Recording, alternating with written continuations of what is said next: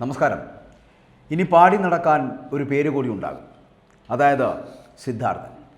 നമുക്കറിയാം, പുഷ്പനെ അറിയാമോ എന്ന് ചോദിച്ചു നടന്ന SFIയുടെയും CPMൻ്റെയും ആ ഗാനങ്ങൾ.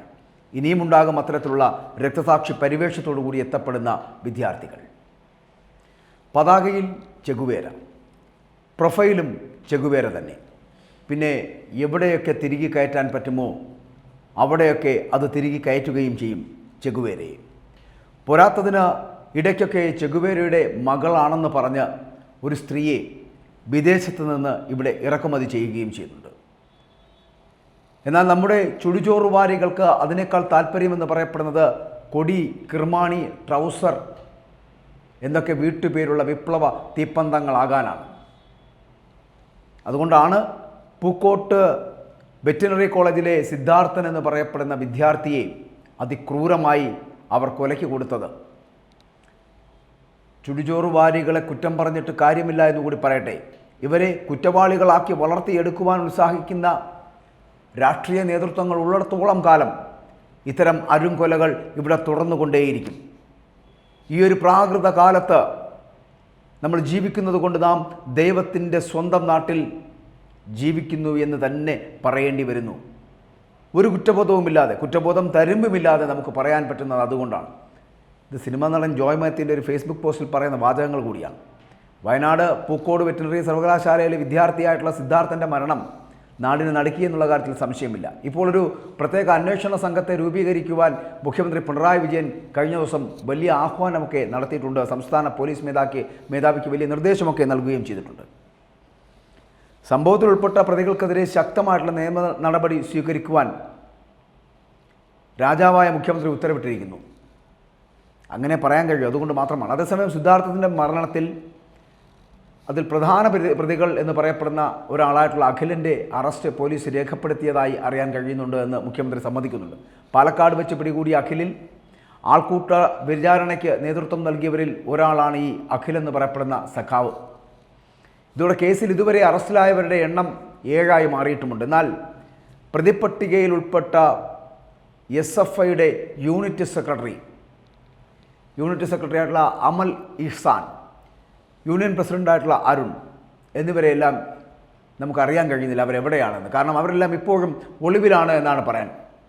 ഇക്കഴിഞ്ഞ 18-ാം തീയതി സിദ്ധാർത്ഥനെ ഹോസ്റ്റലിലെ ശുചിമുറിയിൽ ആത്മഹത്യ ചെയ്ത നിലയിലാണ് കണ്ടെത്തുന്നത്.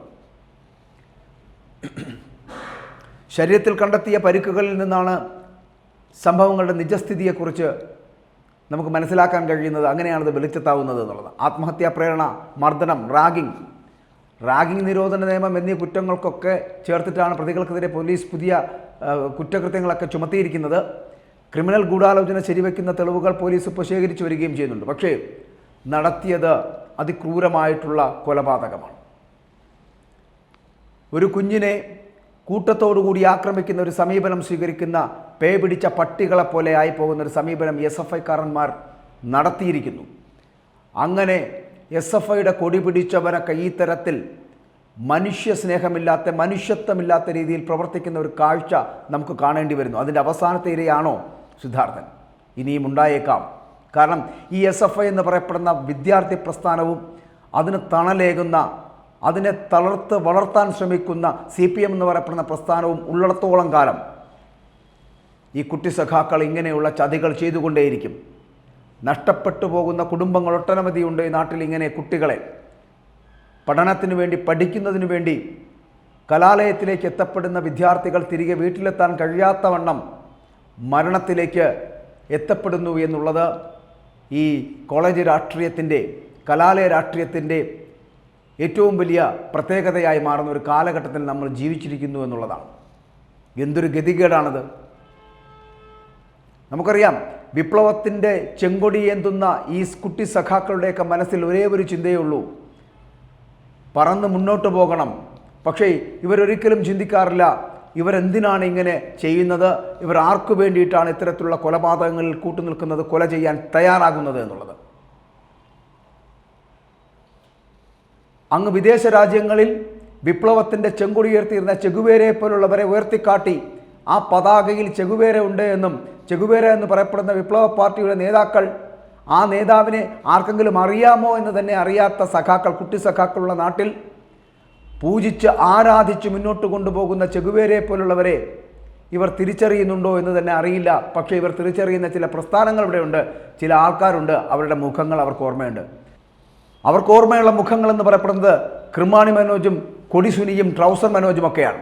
ഇവരെയൊക്കെ മുൻപിൽ നിർത്തിക്കൊണ്ട് അവരുടെ മുഖങ്ങൾ ഉള്ളിലാക്കിക്കൊണ്ട് SFIയുടെ ഈ കുട്ടി സഖാക്കൾ അവരെ നേതാക്കളായി കണ്ട് വിപ്ലവ വീര്യം പതഞ്ഞൊഴുകുന്ന തരത്തിലേക്ക് അവരുടെ സിരകളിലേക്ക് ഒഴുകിയെത്തുന്നത് കൊണ്ടാണ് കോളേജ് കലാലയങ്ങളിൽ, ഈ കലാലയങ്ങളിൽ ഇങ്ങനെ രക്തം ചീന്തുന്നത്, ചോര മണക്കുന്ന കോളേജുകളായി തീരുന്നത്. തിരികെ വീട്ടിലേക്ക് പോകാൻ ഇറങ്ങുന്ന വിദ്യാർത്ഥിയായിട്ടുള്ള സിദ്ധാർത്ഥനെ അടിച്ചും തൊഴിച്ചും ഇങ്ങനെ ക്രൂരമായി കൊല ചെയ്യപ്പെടുന്ന തരത്തിലേക്ക് എത്തപ്പെടുന്ന ഒരു സാഹചര്യം ഉണ്ടാക്കിയത് SFI എന്ന് പറയപ്പെടുന്ന ഈ പ്രസ്ഥാനമാണ്. ഈ പ്രസ്ഥാനത്തിലെ ഈ കുട്ടി സഖാക്കൾക്ക് എന്തുകൊണ്ടാണ് ഇത്തരത്തിലുള്ള ധൈര്യം ഉണ്ടാകുന്നത് എന്ന് ചോദിച്ചാൽ അവരുടെ മൂത്ത സഖാക്കളായ CPMകാരും DYFIക്കാരും നൽകുന്ന പൂർണ്ണമായ പിന്തുണയാണ് എന്ന് പറയാതിരിക്കാൻ കഴിയില്ല. പതാകയിൽ പൊതിഞ്ഞെത്തുന്ന മൃതദേഹങ്ങളായി തീരാനുള്ള യോഗമായി തീരുന്നു പല വിദ്യാർത്ഥികൾക്കും ഈ വിദ്യാർത്ഥി സംഘടനയോടൊപ്പം നിൽക്കുമ്പോൾ എന്നുകൂടി പറയാതിരിക്കാനും കഴിയുന്നില്ല. അതുകൊണ്ടാണ് ഞാൻ പറഞ്ഞത്, ഒരു പുഷ്പനയോർത്ത് ദുഃഖിക്കുന്ന പാട്ടുമായി നടക്കുന്ന SFIയും DYFIയും CPMും മനസ്സിലാക്കുക, ജീവച്ഛവമായി തീരാൻ ഇനി ഒരു വിദ്യാർത്ഥിയെയും കലാലയങ്ങളിലേക്ക് നിങ്ങളിങ്ങനെ കുത്തിക്കൊലപ്പെടുത്താൻ ശ്രമിക്കരുത്. അവരെ അവരുടെ ജീവിതത്തിലേക്ക് വിടുക, അവരെ പഠിക്കാൻ അനുവദിക്കുക.